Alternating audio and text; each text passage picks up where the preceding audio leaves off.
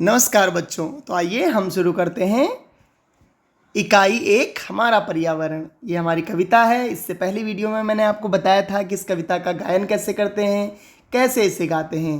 तो आइए अब जानते हैं कि इस कविता में हमारे जो कवि हैं श्रीनाथ सिंह जी, वे क्या कहना चाहते हैं और वे क्या आपको सिखाना चाहते हैं। क्योंकि हमारी कविता का नाम ही है सीखो। क्या हमारी कविता का नाम? सीखो। तो क्या सीखना है? तो आइए सीखते हैं कि किससे। फूलों से नित हंसना सीखो, भौरों से नित गाना। फूलों से हमेशा हंसना सीखना है। जैसे फूल देखते हैं ना, फ्लावर्स, आप कैसे बिल्कुल हंसते रहते हैं, खिलते रहते हैं। जो भी फ्लावर को आप देखते हैं, फूल को आप देखते हैं, पुष्प को आप देखते हो, कैसा लगता है आपको? खिला हुआ लगता है। उसको देखकर आपका मन प्रसन्न हो जाता है। वैसे ही उनसे हमें हमेशा अपने चेहरे पर मुस्कान लानी चाहिए, हंसते हुए रहना चाहिए।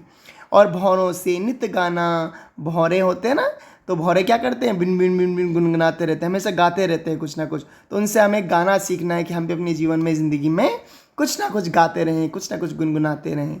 ठीक है। तरु की झुकी डालियों से नित। तरु का मतलब होता है पेड़। पेड़ की झुकी हुई जो डालियां हैं, जो ब्रांचेज हैं, शाखाएं हैं, उनसे नित। नित का मतलब हमेशा क्या सीखना है? सीखो शीश झुकाना। शीश यानी कि सिर, है ना। हेड के लिए कहते हैं, सिर के लिए कहते हैं सिर, यानी कि शीश यानी कि सिर। तो उनसे हमें क्या सीखना है कि हमेशा हमें क्या करना है? विनम्र होना है, सॉफ्टनेस हमारे अंदर होनी चाहिए, है ना। हम दूसरों के सामने, बड़ों के सामने झुकें, उनका आदर करें, उनका सम्मान करें। ठीक है।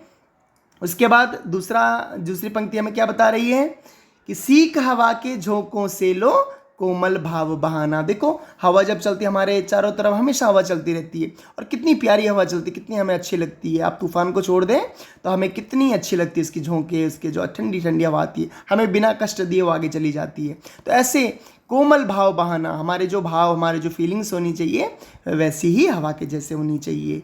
तो हवा के झोंकों से हमें यह सीखना है। दूध तथा पानी से सीखो मिलना और मिलाना।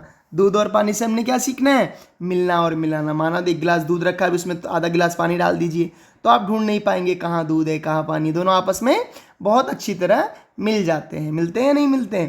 तो उनसे हमें वैसे ही सीखना है कि हमें लोगों के साथ, हमें अपने क्लासमेट्स के साथ, हमें अपने नेबर्स के साथ और सभी लोगों के साथ मिलजुल कर रहना है, खुल मिल कर रहना है, प्रेम से रहना है।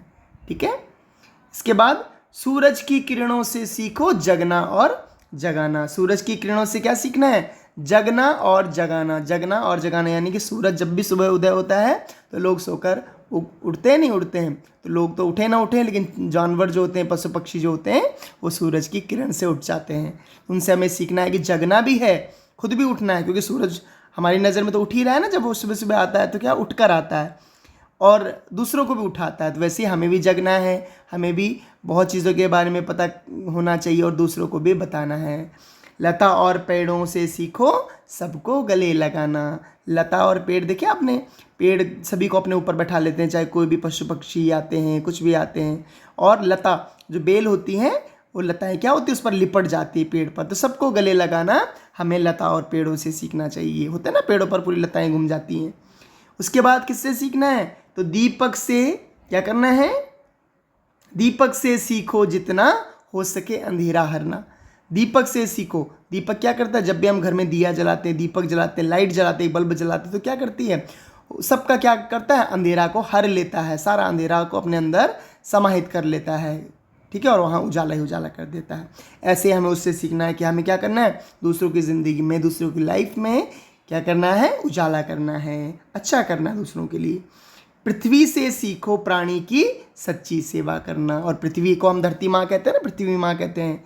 तो वो हमें, हमारी सेवा करती है, नहीं करती है? हम कितना खेलते कूदते हैं, हमें अनाज देती है, फल फूल देती है, हमें रहने के लिए जीवन देती है, जिससे, है ना, पूरा हम उसमें जीवन यापन करते हैं, उसके ऊपर रहते हैं, पानी पीते हैं, सभी चीज़ें सभी पृथ्वी में। और फिर भी वो हमें हर तरीके से हमें गले लगाती है, हमें अपना मानती है, अपने बच्चे के जैसे हमें पालती है। तो सच्ची सेवा करना हमें किससे सीखना है? तो धरती माँ से सीखना है, पृथ्वी से सीखना है।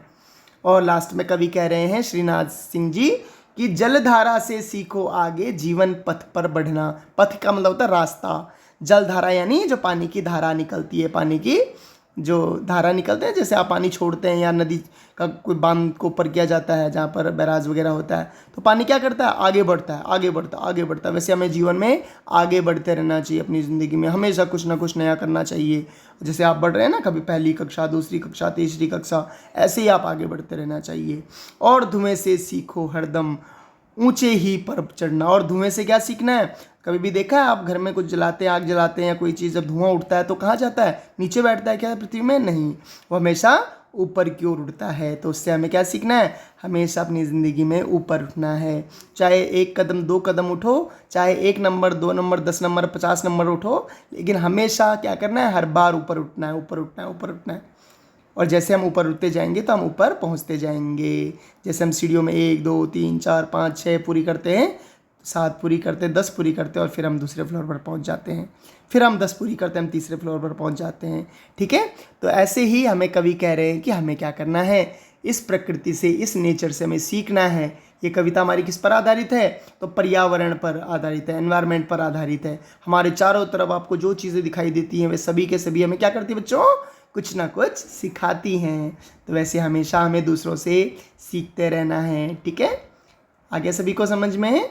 यदि किसी को कोई चीज़ समझ में ना आई हो तो ज़रूर मुझे कमेंट बॉक्स में पूछना, और वीडियो को लाइक करना मत भूलना, चैनल को सब्सक्राइब मत करना मत भूलना। और जो वीडियो आप चाहते हैं, जो जिस भी चैप्टर की, जिस अध्याय की, जिस पार्ट की आप वीडियो चाहते हैं, जिस कविता की, वो आप ज़रूर लिखें, मैं उस पर ज़रूर वीडियो पहले बनाऊँगा। ठीक है, तब तक के लिए आप सभी को नमस्ते, बाय बाय।